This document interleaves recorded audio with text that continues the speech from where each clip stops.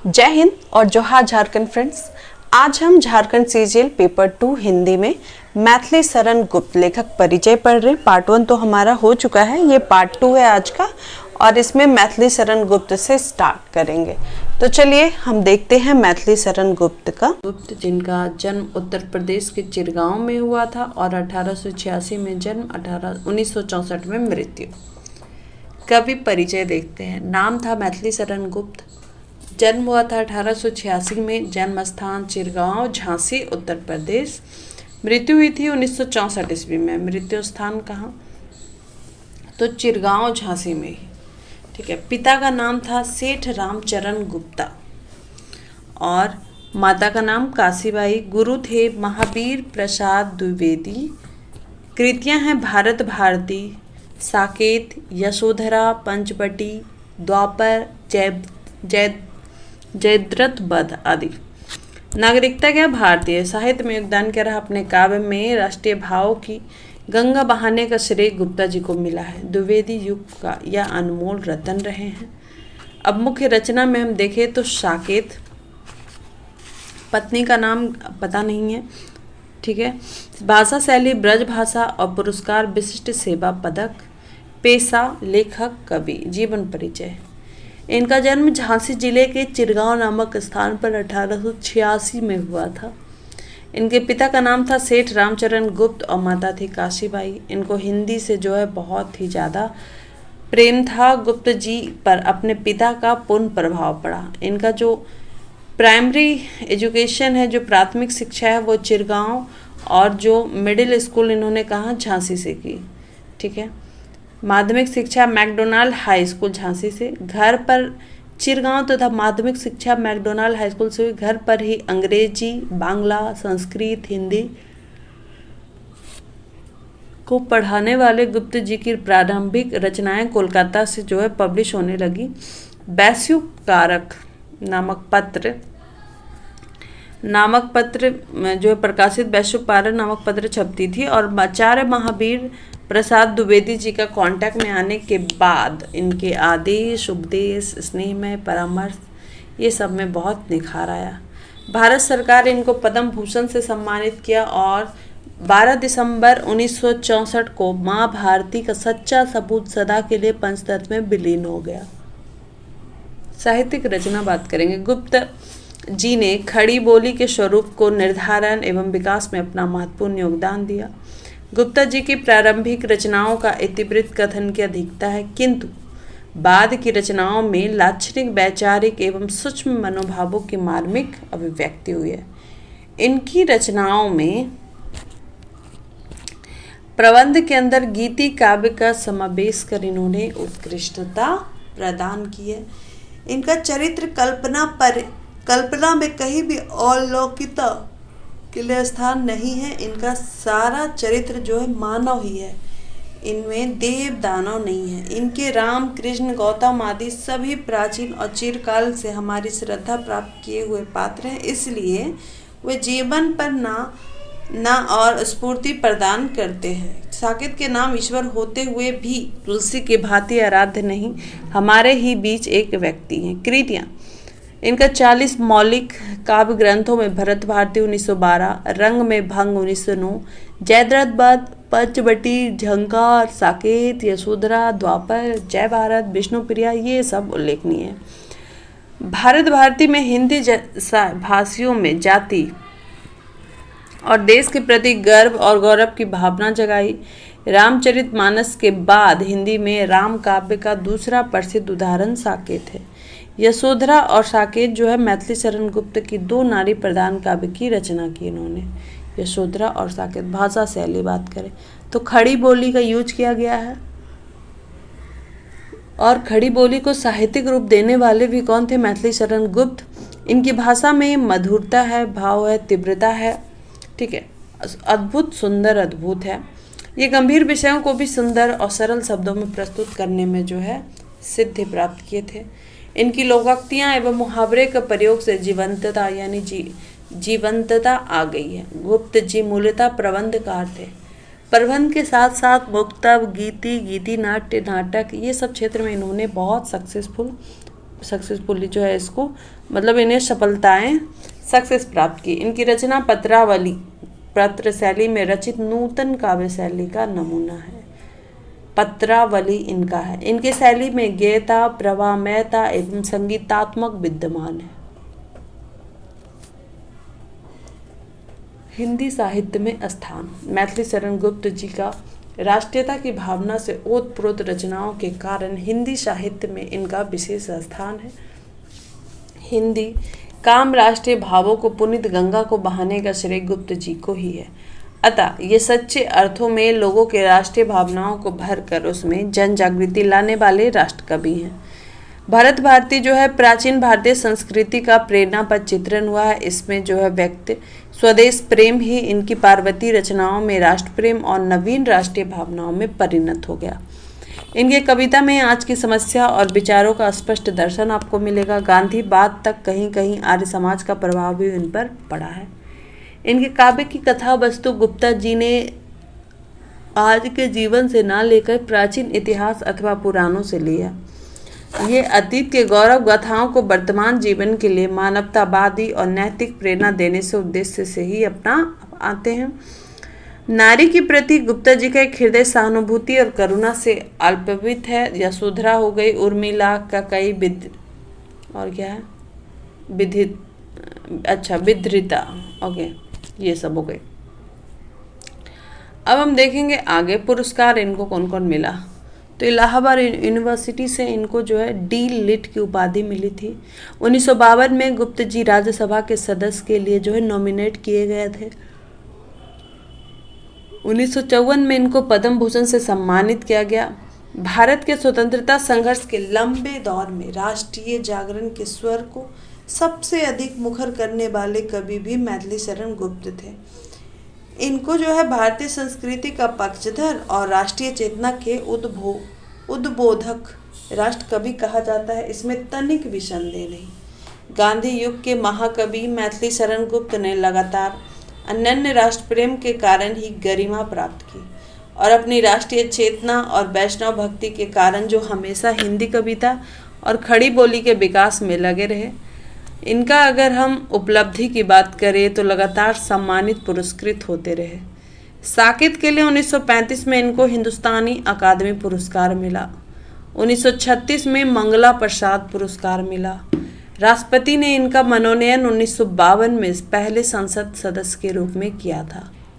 कृतियां अगर हम देखें तो रंग में भंग, जयद्रथ वदा, शकुंतला, किसान, पंचवटी, शक्ति, गुरुकुल, यशोधरा, द्वापर, सिद्धराज, साकेत, जय भारत और करबला, अजित, विष्णुप्रिया, रत्नावली, प्रदक्षिणा, भारत भारती, कुणाल गीत, बैतालिक, स्वदेश संगीत, विश्व वेदना, मंगल घट, ये सब 40 हैं इनकी कृतियाँ। काव्य कृतियाँ हम बात करें तो 2 नाटक, 2 संस्मरण और संस्कृत, बांग्ला, अंग्रेजी में कई कृतियों के अनुवाद भी प्रकाशित किए गए। अब मृत्यु देखेंगे तो मैथिली शरण गुप्त जी पर जो है गांधी जी का गहरा प्रभाव पड़ा। राष्ट्रीय आंदोलन में भी ये भाग लिए। जेल का भी इनको जो है यात्रा करना पड़ा और एक सच्चे राष्ट्र कवि भी थे। तो इनके काम में हिंदी साहित्य की अमूल निधि माने जाते हैं। महान ग्रंथ भारत भारती में इन्होंने भारतीय लोगों की जीती और देश के प्रति गर्व और गौरव की भावना जताई है। अंतिम काल तक राष्ट्र सेवा में अथवा काव्य साधना में लीन रहने वाले और राष्ट्र के प्रति अपनी रचनाओं को समर्पित करने वाले राष्ट्र कवि मैथिली शरण गुप्त जी का 12 दिसंबर सन 1964 ईस्वी को अपने राष्ट्र को इन्होंने अलविदा कह गए। अब हम देखेंगे क्या MCQ। तो इसका फर्स्ट क्वेश्चन है कि साकेत की रचना द्वारा किसके चरित्र पर लगे लांछन को धोने का प्रयास किया गया? तो ककई के। नेक्स्ट है कि गुप्त जी को किस सम्मान से अलंकृत किया गया? राष्ट्र कवि। गुप्त जी को राष्ट्र कवि की उपाधि से अलंकृत किसने किया था? तो महात्मा गांधी जी ने। भारत के स्वतंत्रता संघर्ष के लंबे दौर में राष्ट्रीय जागरण के स्वर को सबसे अधिक मुखर करने वाले कवि कौन थे? तो मैथिली शरण गुप्त जी थे। अब हम देखेंगे नेक्स्ट क्वेश्चन। तो हमारा नेक्स्ट क्वेश्चन है कि साकेत के लिए मैथिली शरण गुप्त को कौन सा पुरस्कार मिला था? तो इनको जो है हिंदुस्तानी अकादमी पुरस्कार मिला। यह पुरस्कार मैथिली शरण गुप्त को कब मिला, यानी साकेत के लिए जो पुरस्कार मिला उनको, ठीक है, हिंदुस्तानी अकादमी पुरस्कार, तो ये कब मिला? तो ये मिला था 1935 में। मैथिली शरण गुप्त को मंगल प्रसाद पुरस्कार कब मिला? तो ये जो है 1952 में मिला। अब देखेंगे नेक्स्ट, मैथिली शरण गुप्त को एक छोटा प्रबंध काव्य आया। रंग में भंग जो है उनका प्रबंध काव्य है। गुप्त जी को साकेत के विषय में किन से प्रेरणा मिली? तो Bhujang Bhushan Bhattacharya, option number B. Gupt ji का जन्म कब हुआ? तो इनका जन्म जो है 1886, ठीक है, भारतेंदु जी का 1885 में डेथ हुआ और उनके 1 साल के बाद गुप्त जी का जन्म हुआ। गुप्त जी का जन्म कहाँ हुआ? तो गुप्त जी का जन्म हुआ था आपका चिरगांव में। खड़ी बोली में काव्य रचना के लिए प्रेरणा और प्रोत्साहन किससे मिला? आचार्य महावीर प्रसाद द्विवेदी से इनको जो है खड़ी बोली में काव्य रचना के लिए प्रेरणा एवं प्रोत्साहन दिया गया। गुप्त जी आदर के साथ किस उपनाम से जाने जाते थे? तो वो जाने जाते दद्दा, ठीक है। 1946 में हिंदी साहित्य सम्मेलन ने उन्हें किस उपाधि से सम्मानित किया? तो उनको जो है साहित्य वाचस्पति की उपाधि से सम्मानित किया गया। अब हम जो है आगे देखेंगे सूर्यकांत त्रिपाठी निराला की। अब देखेंगे सूर्यकांत त्रिपाठी निराला जी का। बंगाल के महिसादल रियासत में जन्मे थे और 1896 से 1961 ईस्वी के बीच। सूर्यकांत त्रिपाठी निराला का अब जीवन परिचय डिटेल में हम जरा देखेंगे शॉर्टकट में। नाम सूर्यकांत त्रिपाठी निराला, उपनाम था निराला। जन्म हुआ था 21 फरवरी 1896 में।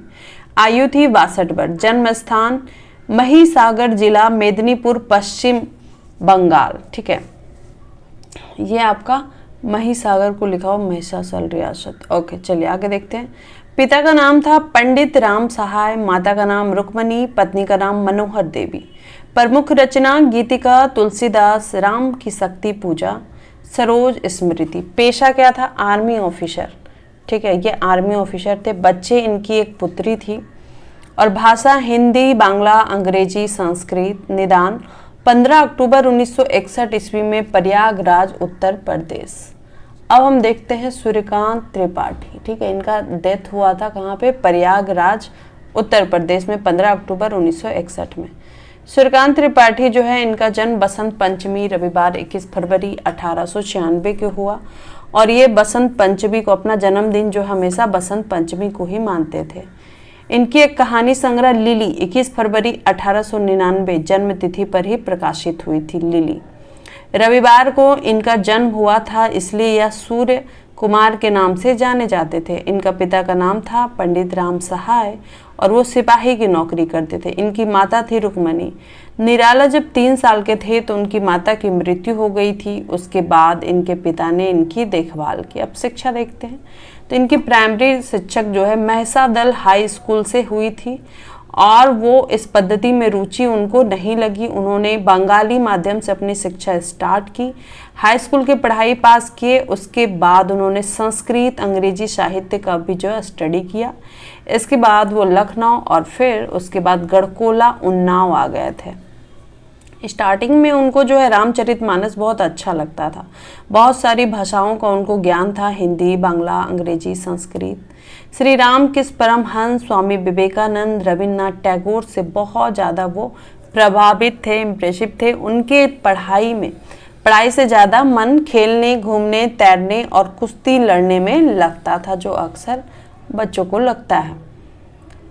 तो उसके बाद जब निराला जी जो है उनका विवाह की बात करें तो निराला जी 15 साल के थे तो उनका विवाह मनोहरा देवी से हो गया था। मनोरमा नाम है, ठीक है। मनोरमा देवी जो है रायबरेली जिले के डायमंड के पंडित रामदयाल की पुत्री थी। वो बहुत एजुकेटेड थी, संगीत का अभ्यास भी की हुई थी। उन्होंने हिंदी सीखी, इसके बाद बांग्ला की बजाय हिंदी में कविता लिखना शुरू किया। 20 साल की आयु में ही उनकी पत्नी की डेथ हो गई, ठीक है। उसकी पुत्री जो विधवा थी उसकी भी मृत्यु हो गई थी। पत्नी का भी डेथ हो गया और उनकी बेटी एक थी जो विधवा थी, उसकी भी डेथ हो गई। अब पारिवारिक विपत्तियां देखते हैं, इन पे बहुत ज़्यादा विपत्ति आई है, इनकी स्टोरी सब तक पता चला हम लोग को। तो उनके जीवन में 16-17 साल की उम्र से ही बहुत विपत्ति आने लगा। कई सारी प्रकार की देवी, सामाजिक, साहित्यिक संगोष्ठी से उनको गुजरना पड़ा, लेकिन आखिरी तक उन्होंने अपने लक्ष्य को इन्होंने नहीं छोड़ा। जब 3 साल के थे तो उनकी माता की डेथ हो गई, जब 20 साल के थे तो उनकी पत्नी की डेथ हो गई, फिर उनका जो है पहले पत्नी की डेथ हो गई, फिर उनकी विधवा बेटी की भी डेथ हो गई। ठीक है, तो पहले महायुद्ध के बाद जो महामारी फैली थी, ठीक है, पहला महायुद्ध के बाद जो महामारी फैली थी उसमें क्या हुआ कि उनकी पत्नी के साथ उसके चाचा, भाई, भाभी की भी मृत्यु हो गई। पत्नी की मृत्यु के बाद बहुत टूट से गए थे, लेकिन लास्ट में उन्होंने मार्ग विचलित नहीं किया और अपने लक्ष्य को पूरा किया। कुछ दिनों के बाद जो है महिषा दल के राजा के पास नौकरी शुरू करने के बाद उन्होंने वो नौकरी भी छोड़ दी। फिर वो रामकृष्ण मिशन के पत्रिका समन्वय के संपादन के कार्य में काम करना शुरू कर दिया। देख सकते हैं कितना बुरा दिन था, लेकिन इन्होंने अपने लक्ष्य को नहीं छोड़ा और वो लगे रहे। और इतना होने के बाद भी जब इंसान पूरे तरीके से टूट जाता है तो भी वो अपने आप को क्या किए, बटोर के रखे रहे। वो इतने महान थे, इसलिए आज उनका इतना नाम हो रहा है। कार्य क्षेत्र, इन्होंने बहुत अधिक संघर्ष किया है, इसलिए आज इनका इतना नाम। इसलिए हमें कहा जाता है कि संघर्ष को नहीं छोड़ना चाहिए, अपना काम करते रहना चाहिए। कार्य क्षेत्र, तो पहली नियुक्ति, पहली अपॉइंटमेंट जो है महिषा दल राज्य में की थी और इसके बाद 1918 से 1922 तक यहीं पे नौकरी की। इसके बाद वो संपादन, अनुवादकार हो गए, स्वतंत्र लेखन से भी बहुत प्रवृत्त हो गए। इसके लिए कई सारे कार्य किए उन्होंने। 1922 से 32 के बीच की बात करें तो कोलकाता में प्रसिद्ध हुए समन्वय का संपादन किया, साथ ही 1923 अगस्त से मतवाला संपादक मंडल में भी काम किया। फिर वो लखनऊ में गंगा पुस्तक माला ऑफिस में मासिक पत्रिका सुधा 1934 के मध्य के साथ संबंध में रहे और कुछ समय के बाद उन्होंने लखनऊ में ही बिताया कुछ समय। ठीक है, 1934 से 1940 तक, 1942 से मृत्यु तक इलाहाबाद में रहकर इन्होंने अनुवाद कार्य, साथ ही स्वतंत्र लेखन का कार्य किया। उसकी सबसे पहली कविता जन्मभूमि प्रभा नामक मासिक पत्र 1920 जून में प्रकाशित हुई थी। जन्मभूमि प्रभा, इनकी सबसे पहली कविता संग्रह 1923 अनामिका में प्रकाशित हुई। 1920 अक्टूबर में सबसे पहला निबंध बंग भाषा का उच्चारण मासिक पत्रिका सरस्वती में प्रकाशित हुई थी। सूर्यकांति त्रिपाठी निराला की रचना देख लेते हैं। 1932 के आसपास इन्होंने अपना लेखन कार्य शुरू किया और इनकी सबसे पहली रचना एक गीत जन्मभूमि पर लिखी गई थी। 1916 में इनके द्वारा लिखी गई थी जूही की कली, जो बहुत लंबे समय तक प्रसिद्ध रही थी और 1922 में इसको पब्लिश किया गया था। काव्य संग्रह की बात करें तो अनामिका 1923, परिमल 1930, गीतिका 1936, अनामिका द्वितीय, तुलसीदास 1939, कुकुरमुत्ता 1942, अनीमा 1943, बेला 1946, नए पत्ते भी उसी साल 1946, अर्चना 4 साल बाद 1950 आदि ये हो गए। ठीक है, अब हम क्या देखेंगे? अब हम देखेंगे कि इनके उपन्यास कौन कौन रहे। अप्सरा 1931 में, अलका 2 साल के बाद 1933, प्रभावती 3 साल के बाद 1936 और निरुपमा। वहीं कुली घाट 1938-40 में, बल्लेसुर बकरीहा 1942, चोटी की पकड़ 1946, काले कारनामे 1950, चमेली और इंदुलेखा। कहानी संग्रह की बात करें, लिली सबसे पहली है। मेन हमें याद रखना है पहला और लास्ट सबसे ज़्यादा। लिली 1934, सखी 1935, शुक्ल की देवी 1941, चतुरी चमार 1945 और देवी 1948। निबंध में हम बात करेंगे रविंद्र कविता कानन 1929 में। ठीक है, प्रबंध पद्य 1934, प्रबंध प्रतिमा 1940, चाबुक 1942, चयन 1957 और संग्रह 1963। कहानी संग्रह की बात करें तो लिली हमने देखा 1934, फिर सखी, शुक्ल की बीबी, चतुरी चमार और देवी सबसे लास्ट है हमने देख लिया 1948। अब इनकी भाषा शैली देखते हैं। तो इनकी भाषा शैली जो है आंतरिक भावों का कहा जाता है प्रतिरूप है, ढांचा है, नमूना है और महाप्राण निराला की शैली के कई रूप हैं। इनकी शैली को 5 भागों में बांटा गया। समास यानी प्रधान शैली, सरल व्यवहारिक शैली, सुबोध एवं सौष्ठव प्रधान शैली, व्यंग प्रधान शैली, अलंकृत शैली। हिंदी साहित्य में स्थान क्या था? बहुत ही गौरवपूर्ण इनका स्थान था और ये साहित्य जगत में मुक्त छंद के प्रणेता माने जाते हैं। मुक्त छंद के प्रणेता। जीवन साहित्य समाज के सर्वत्र नवीनता, छायावादी, प्रगतिवादी, दार्शनिक, अद्वितीय प्रतिभा के महान कवि हैं। निराला जी ने छंद, भाषा और भाव ऐसी अन्य प्रकार की नवीनता प्रदान की है जिसके अंदर तत्वज्ञान, रहस्यवादी, सामाजिक चेतना का विद्यमान पूर्ण रूप से भरा हुआ था। प्रकाशित कृतियां कौन सी है? 1916 ईस्वी में जूही की कली हिंदी में बहुत प्रकाशित हुई थी। ठीक है, अब इनका कविता संग्रह देख लेते हैं। अनामिका, गीतिका, कुकुर, मुत्ता, बेला, अर्चना, गीत कुंज, अपरा, परिमल, द्वितीय अनामिका, अनीमा, नए पत्ते, आराधना, सांध्य की कली, 2 शरण। ठीक है, ये हो गए। राम की शक्ति पूजा, बादल राग, कुछ प्रतिनिधि रचनाएं, मुक्ति। ये क्या लंबी रचनाएं कौन कौन सी है? राम की शक्ति पूजा 2 है। ठीक है, ये देखते हैं कौन कौन सी लंबी रचनाएं में है आपका राम की शक्ति पूजा, सरोज स्मृति, बादल राग, तुलसीदास, कुछ प्रतिनिधि रचनाएं, दीन, मुक्ति, राजे ने अपने रखवाली की, भिक्षुक, मौन, राजा ने अपनी रखवाली की, संध्या सुंदरी, तुम हमारे हो, वरदे, वीणा वादनी वरदे, चुंबन प्राप्ति, भारतीय वंदना, भर देते हो, ध्वनि, उक्ति, गहन है या अंधकार, शरण में जनी, जननी, स्नेह निर्झर बह गया है, मरा हूँ हजार मरण, पत आंगन रखकर आई, आज प्रथम गई पिक, मद भरे ये नलिन, वेद खुल गए, वेद भेद कुल खुल जाए, प्रिय यामिनी जागी, लू के झोंके झुलसे हुए थे, पत्रोकंठित जीवन का वेश, तोड़ती पत्थर, खुला आसमान, बांधो न नाव इस ठाव, बंधु प्रियतम वन वेला, टूटे सकल बंद, रंग गई पग पग धन्य धरा, भिक्षुक वे किसान की नई बहू की आंखों, तुम और मैं उत्साह अध्यात्म फल, जब कड़ी मारे पड़ी, अटे नहीं रही है, गीत गाने दो मुझे प्रपात के प्रति, आज प्रथम गाई पिक पंचम, गर्म पकौड़ी, दलित जन पर करो करुणा, कुत्ता भौंकने लगा, मातृवंदना बापू, तुम मुर्गी खाते, ये सब हो। यदि नैनों के डोर डाल डाल गुलाल भरे, मार दी मुझे पचकारी, खून की होली जो खेली, खेलूंगी कभी ना होली, केसर की कली की पिचकारी, अभी ना होगा मेरा अंत, जागो फिर एक बार। ये सब जो है इनका लंबी रचना है। अब इनकी मृत्यु की बात करें तो सूर्यकांत त्रिपाठी निराला के जीवन का अंतिम समय जो है प्रयागराज के दारागंज मोहल्ले में एक छोटे से कमरे में बीता और इसी कमरे में 15 अक्टूबर 1961 को कवि निराला जी की मृत्यु हो गई। इस तरीके से हमने इनका पढ़ लिया। अब सूर्यकांत त्रिपाठी निराला से रिलेटेड जो है हम क्या लगाएंगे? MCQ लगाएंगे। चलिए, तो हमारा फर्स्ट क्वेश्चन है कि निराला जी का जन्म कब हुआ था?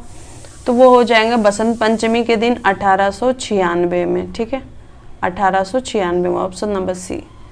नेक्स्ट है कि निराला जी का जन्म कहाँ हुआ था? तो हमने देखा कि महसा दल के मेदिनीपुर जिले में, ऑप्शन नंबर बी हो जाएगा। 3 है कि निराला जी की नियमित शिक्षा कहाँ तक हुई? तो ये 9वीं तक। आजीविका चलाने के लिए निराला जी के पास केवल क्या था? तो साहित्य साधना ही था। निराला जी तोड़ती पत्थर के माध्य से कहाँ से निकालने के लिए कटिबद्ध हैं? ठीक है, तो वो जो हैं भारत के सांस्कृतिक और सामाजिक गर्त से निकालने के लिए कटिबद्ध हैं। अब हम देखेंगे नेक्स्ट, निराला जी ने किस माध्य से जनजीवन को ग्रहण किया? तो संवेदना और अनुभव। निराला जी की काव्य कल्पना कहाँ से बंधी हुई है? तो पृथ्वी की दृढ़ आकर्षण शक्ति से बंधी है। निराला जी के लिए फूल का खिलना किसकी परिणति है? ठीक है, निराला जी के लिए फूल का खिलना किसकी परिणति है? तो संघर्ष की। निराला जी ने अपनी रचनाओं में किस पद्धति का अनुसरण किया है? तो उन्होंने जो है प्रगति पद्धति। अब हम देखेंगे नेक्स्ट, तो हमारा नेक्स्ट क्वेश्चन है कि निराला जी को छंद के बंधन अरुचिकर है, उसी प्रकार जो है धार्मिक। ठीक है, निराला जी को छंद के बंधन अरुचिकर है, उसी प्रकार धार्मिक। नेक्स्ट है, निराला जी के लाक्षणिक बैल क्षणिक की प्रवृत्ति उतनी नहीं पाई जाती जितनी प्रसाद और पंत जी की पाई जाती है। निराला जी में कौन सी प्रतिभा थी? तो वो जो है बहु वस्तु स्पर्शिनी, option number A. Nirala ji की रचनाओं में कोई चरण बहुत लंबा, कोई बहुत छोटा, कोई मझेला देखकर लोग क्या कहते थे? तो उनको कहते थे रबर छाँव के चुआ छंद। याद रखिएगा, रबर छाँव के चुआ छंद। निराला जी ने अपनी कविताओं में बेमेल चरणों का आजमाइश उन्होंने सबसे अधिक किया, तो उन्होंने जो है विलक्षण।